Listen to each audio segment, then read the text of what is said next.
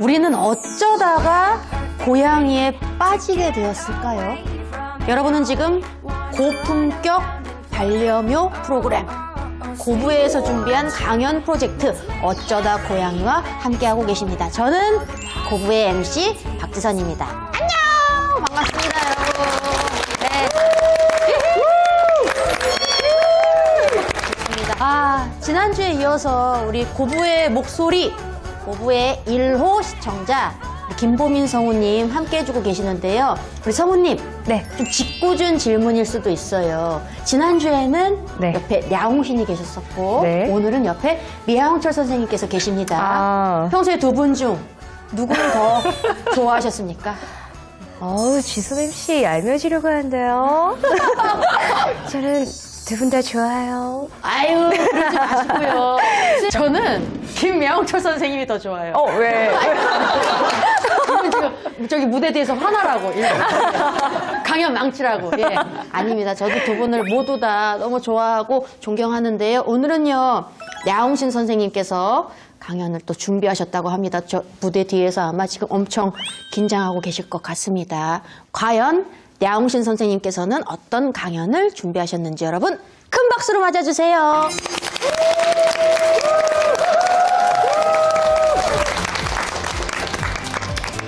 안녕하세요. 고양이를 부탁해 야옹신이 더 익숙해진 나항식 수의사입니다. 반갑습니다. 제가 오늘 들려드릴 이야기는요. 어떤 거냐면은 고양이를 키우시는 분들이 생각보다 이 고양이들이 어디서 왔을까라는 부분을 잘 모르실 수도 있어요. 그죠? 우리 고양이는 어디서 왔을까? 도대체 세계에서 고양이의 시작은 어디서부터 시작이 됐고 한국에서는 어떻게 시작이 됐는지에 대해서 모르시는 분들이 많고 그냥 이뻐해 주시기 바쁘시죠? 그렇기 때문에 제가 준비한 오늘 내용은 한국 야사가 아닌 한국 야사를 준비하였습니다. 그 고양이 야사를 오늘 준비했고요. 이상한 생각 하시면 안 되고요. 야사가 아니라, 벌써 이상한 생각 한번 시작하나요? 그래서 한국의 고양이 유래 또는 이들이 언제부터 우리랑 함께 했는지를 좀 알기 위해서 그들의 선조에 대해서 더욱 알아야 할 것 같은데요. 그래서 제가 오늘 약간 옷차림도 약간 인간 강사 느낌으로 왔고요. 일단 질문이 고양이는 우리나라에 좀 언제쯤 들어왔을까요? 좀 생각해 보신 적 있으세요? 확실한 문헌은 없어요. 근데 고양이는 일단은 먹이를 어떻게 먹죠? 어떤 먹이를 먹고 살았을까요, 옛날에는? 육식, 맞아요. 육식이에요. 육식을 섭취하기 위해서는 어떤 동물을 자기가 섭취해야지 가장? 약한 동물. 약한 동물 하면 약한 동물의 아이콘은? 그렇죠. 쥐예요. 네. 똑똑하신 분들이 많이 오셨네요. 그래서 고양이는 쥐를 먹고 살았어요. 그렇기 때문에 뭐 하루 평균 한 10마리 정도의 쥐를 잡아서 먹었다고 해요. 에너지를 비축하기 위해서. 그것과 한국의 고양이가 들어온 유래가 매우 그렇게 그 유래에서 생각하시면 좀 좋을 것 같아요. 그래서 한국의 고양이가 어디서 들어왔냐면 확실한 문헌은 없지만 중국에서 저희가 불경을 이제 받아서 불교 국가였잖아요. 그래서 불경을 수입을 해서 불경을 나누고 살았는데 그럼 불경을 데려오면 이게 나무 목재잖아요. 배에 싣고 오면 뭐가 생길까요? 그렇죠. 쥐가 있어요. 그 쥐가 생기기 때문에 불경이 손상되면 안 되잖아요. 그렇기 때문에 이 경전을 막기 위해서 고양이를 같이 태운 거죠. 그래서 중국에서 불경, 그러니까 우리나라는 불교 국가였기 때문에 불경을 가져오는 시점, 소위 말한 서기 372년, 기억하십시오. 372년 고구려 시대 불경이 들어올 때 쥐가 있으니까 배에 탄 쥐를 막기 위해서 고양이를 같이 데려왔다라는 설이 전해지고 있습니다. 한국은 우리 몇만 마리의 고양이가 같이 살고 있을까요? 미국은? 일단 정리하면 미국이 고양이 인구가 제일 많아요. 인구란 말이 좀 맞는지 모르겠지만 고양이 숫자가 제일 많습니다. 1억 마리 정도가 있고요. 네. 그렇죠. 1억 마리. 그렇죠. 그 다음에 중국의 고양이 숫자가 8천만 마리 정도 돼요. 세계에서 두 번째로 많은 고양이 숫자가 거기서 생활을 하고 있고 한국의 경우에는 200만 마리 정도, 230만 마리 정도 지금 현재 고양이 숫자가 같이 저희와 살고 있습니다. 그래서 중국 같은 경우는 당시에도 좀 이집트에 이어서 집고양이의 가축화가 좀 빨리 이루어진 나라예요. 그렇기 때문에 중국에서부터 고양이가 한국으로 불경을 지키기 위해서 전해졌다는 설이 있고요. 이제부터 조선시대의 사람들은 이 고양이를 어떻게 생각했는지 본격적으로 제가 한국 야사를 좀 이야기해 볼 텐데, 보통 숙명공주가 효종 임금님의 딸이잖아요. 따님이 얼마나 이쁘고 좋겠어요. 근데 숙명공주가 좀 고양이를 너무 좋아하는 거야. 아, 나 고양이 키우고 싶어. 집에 똑같죠? 아버지, 어머니한테 엄마, 아빠, 저 고양이 키우고 싶어요. 또 부모님들이 막 그럼 고민할 거 아니에요. 내가 사랑하는 딸이 있는데 고양이를 키우고 싶고. 그래서 이제 이 숙명공주가 문제는 뭐냐면 이 시집을 갔는데도 계속 고양이를 끼고 만지고 막 이러는. 하니까 효종 아빠 입장에서 화가 난 거지. 부모님도 다 그렇잖아요. 집 밖에 안 나가고 집에서 계속 고양이 맨날 간식 주고 뭐 주고 하면은 좀 집 좀 나가라 잔소리 할 거 아니에요. 그러니까 이제 현 시대 부모처럼 효종 임금님이 숙명공주한테 잔소리를 한 거예요. 편지를 직접 쓴 거예요. 그래서 그만 좀 이뻐하고 고양이 털 날리니까 털 조심하고 호흡기 조심하고, 거기에 이제 괴양이라는 단어가 적혀 있고 그 편지가 아직도 내려오고 있다라고 합니다. 그럼 이렇게 관련된 그 고양이 관련된 조선시대 일화를 몇 가지 더 말씀드리면 되게 재밌는 얘기들이 많아요. 특히 이제 저희 보통 내려오는 스토리 자체가, 이야기 자체가 그 임금님, 약간 좀 뭐 왕비 이런 얘기들이 많은데, 그 중에 조선 7대 임금인 세조.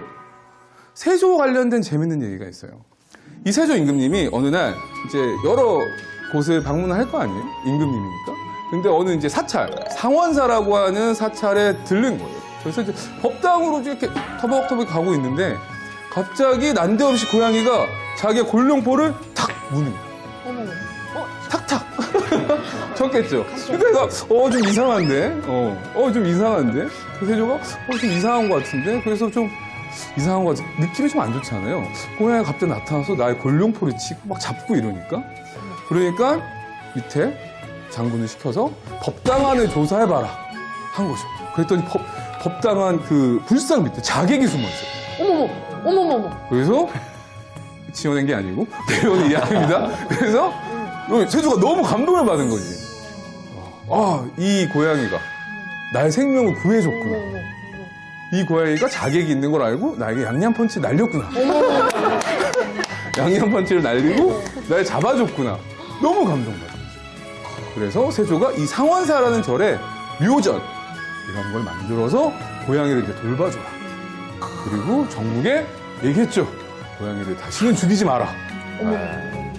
라는 명까지 내렸습니다. 그래서 현재 이게 제가 지어낸 뇌피셜은 아닌 이유가, 현재도 상원사라는 절에 가면은 이 일을 기리기 위해서 만든 고양이 석상이 한 쌍 있는 걸로 알고 있어요. 그래서 한번 상원사에 가서 누가 고양이가 나 다리에 잠자던가 그럼 뭔가 찝찝한데? 뭐 이런 느낌을 받을 수도 있다라는 거죠. 그럼 조선시대에 애묘인도 있겠죠? 그 애묘인은 도대체 누구였을까라고 했을 땐 바로 누구 한번 해주시겠어요? 바로 19대 임금 숙종입니다. 특히 이제 이 숙종 임금님은 약간 노란 털을 가진 고양이한테 좀 약간 집착을 하는 경향이 있었어요. 치즈태비, 요즘 말로 치면 치즈태비 선호도가 있어서 치즈냥 체에 약간 그런 컨셉이 있으셨어요. 그래서 이 노란 고양이한테 금손이라는 이름도 지어줬어요. 실제로. 그리고 이 금손이라는 이름을 지어준 고양이, 노란 치즈테이프의 고양이에게 가끔 밥 먹다가 고기도 떼주고. 똑같죠? 조선시대나 지금이나 뭐 마음은 똑같습니다. 그래서 상당히 요즘 집사하고도 약간의 느낌이 같은데, 근데 여기에는 약간 비하인드 스토리가 있어요. 뭐가 있냐면, 이 숙종의 아버지가 있는데, 금손이 출신이 숙종의 아버님과 연관성이 매우 높아요. 왜냐하면 숙종의 아버지가 현종이라는 임금님이십니다. 근데 이 금손이를 어디서 데려왔냐면 숙종이 현종의 능 주위에서 양줍을 한 거예요. 거길 갔다가 고양이가 막 울고 있으니까 나 치즈테비 최 하면서 노란 고양이를 양줍을 한 거죠. 그래서 이 금손이한테는 숙종이 아, 우리 아버지의 영혼이 혹시 조금이라도 깃들어 있는 게 아닌가 라는 생각을 하고 그렇게 여긴 거죠. 또 다른 얘기가 되게 아름다운 얘기예요. 러브스토리 같습니다. 그렇죠? 숙종과 이 금손이의 스토리는. 심지어 숙종이 나중에 이제 죽자 이제 금손이는 식음을 전폐해요. 그리고 통곡을 하다가 계속 울었겠죠. 그리고 스스로 굶어 죽었다는 이야기도 전해지고 있습니다. 또 다른 왕 얘기를 해볼까요? 되게 생각보다 그 애묘인들이 많으시죠. 조선시대 왕님들 중에는 21대 임금 영조, 무서운 왕 영조. 영조 또한 실용적 목적. 조선시대에는 간혹 일제시대까지도 그런 일이 좀 있었대요. 그러니까 고양이를 죽여서 가죽을 이제 파는 그런 일들이 있었는데 이런 실용적 목적으로 고양이를 죽이는데 반대한 임금님입니다. 그래서 절대로 죽이지 마라. 그 소위 말하는 지금처럼 학대를 하거나 아니면 죽이거나 이러면은 바로 벌을 내리겠다라고 천명하셨죠. 이와 같은 조선시대 고양이 사랑은 좀 왕실도 있었지만 서민, 일반 민중들의 삶을 그린 민화에서도 좀 찾아볼 수 있어요.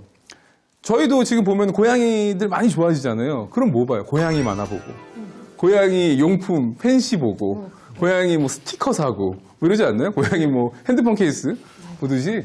고양이를 하도 좋아해서 조선시대에는 변고양이라는 별명까지 생긴 변상벽 화백의 작품으로 묘작도, 국정추묘, 이건 이제 제가 외운 거예요. 보고 읽는 게 아닙니다. 가 있고요. 그 다음에 그 외에도 김득신 화백의 야묘도추, 그 다음에 김홍도 화백은 아시죠? 네. 김홍도 화백의 황묘농접도 등이 있어요. 그래서 변화백의 그 묘작도의 주인공은 고등어 2마리, 한 마리는 나무 위에 있고 한 마리는 아래에 있고, 그 다음에 국정추묘의 주인공은 삼색양, 그 다음에 김득신 화백의 야묘도추의 주인공은 턱시도, 김홍도 화백의 황묘농접도의 주인공은 시진양. 이렇게 조선시대에 좀 다양한 종류의 고양이들이 좀 사랑을 받았다는 것을 좀 짐작해 볼 수 있을 것 같아요. 저희가 지금 고양이가 어떻게 한국에 유입이 됐는지, 유래부터, 그 다음에 조선시대에 얼마만큼 아이들이 사랑을 받고 지내고 얼마만큼 애묘인들이 많았는지 라는 거를 말씀을 드렸는데요. 이제부터는 현재의 고양이는 어떤지 좀 얘기해 볼까 합니다. 2018년 현재 우리나라 고양이 숫자는 대략 210만 마리 정도로 추산되고 있어요. 2010년 정도 기준으로 했을 때 이전만 하더라도 60만 마리 정도 이하였는데 좀 약간 노령화 가구라던가 혼자 사시는 분들이 많아지면서 이들이 갑자기 증가하게 됐어요. 그리고 이들 중 대략 한 10%, 210만 마리, 200만 마리라고 했을 때 10% 숫자가 보통 길고양이입니다. 20만 마리 되겠죠. 그래서 뭐 정부에서는 뭐 TNR이든 고양이, 길고양이 같은 소속이 없기 때문에 고양이 인구 뭐 어떻게 묘구 정책이라고 해야 될까요? 묘구 정책을 펼치죠. 그래서 아이들 중성화를 시켜주고 그래서 보통 13만 마리에서 20만 마리 정도를 유지를 하고 있어요. 그리고 200만 마리라고 했을 때 그 중에 40% 제일 많이 키우는 종류가 뭘까요? 고양이. 그렇죠. 코숏이 제일 많이 키웁니다. 그럼 두 번째로 많이 키우는 고양이는 뭘까요? 러시안 블루. 러시안 블루를 많이 키워요. 그 다음에 많이 키우는 종이 페르시안을 좀 많이 키웁니다. 근데 이제 요즘에 뭐 스코티시 폴드라던가 먼치킨이 좀 약간 유행을 하고 있긴 하지만 그래도 가장 많이 사랑을 받는 그쵸. 고양이는 코리안 숏헤어의 약자인 코숏. 코숏을 보통 40% 정도 있다라고 해요. 그래서 200만 마리 중에 80만 마리 숫자가 집에서 살고 있는 코리안 숏헤어고 나머지 한 120만 마리 정도가 이제 품종묘라고 조금 할 수 있습니다. 근데 이제 저는 좀 이렇게 10% 정도를 차지하고 있는 이제 길고양이들이 좀 어떻게 보면 2019년 현재의 한국 야사에 정말로 가장 어울리는 주인공이지 않을까 싶어요. 15년이라는 시간은 평균적으로 좀 잡고 집고양이가 살 수 있는 수명이라고 알려져 있습니다. 근데 6년이라는 시간은 6년이라고 했을 때는 외국의 길고양이들이 살아가고 있는 평균 수명이라고도 해요. 그럼 한국의 길고양이들은 과연 몇 년일까요?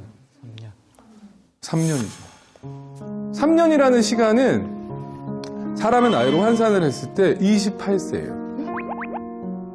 어떻게 보면 현재 한국의 길고양이들은 3년이라는 시간밖에 살지를 못하고 그 3년이라는 시간이 사람의 나이로 28살이잖아요. 20대 때까지 험한 세상에서 지금 뭐 집 고양이들처럼 뭐 따뜻한 아랫목과 아니면 캣타워와 이런 걸 누비다 가는 게 아니라 생존을 위해서 몸부림을 치다가 살아가고 있는 게 현재 한국의 길고양이들의 현실이기도 해요.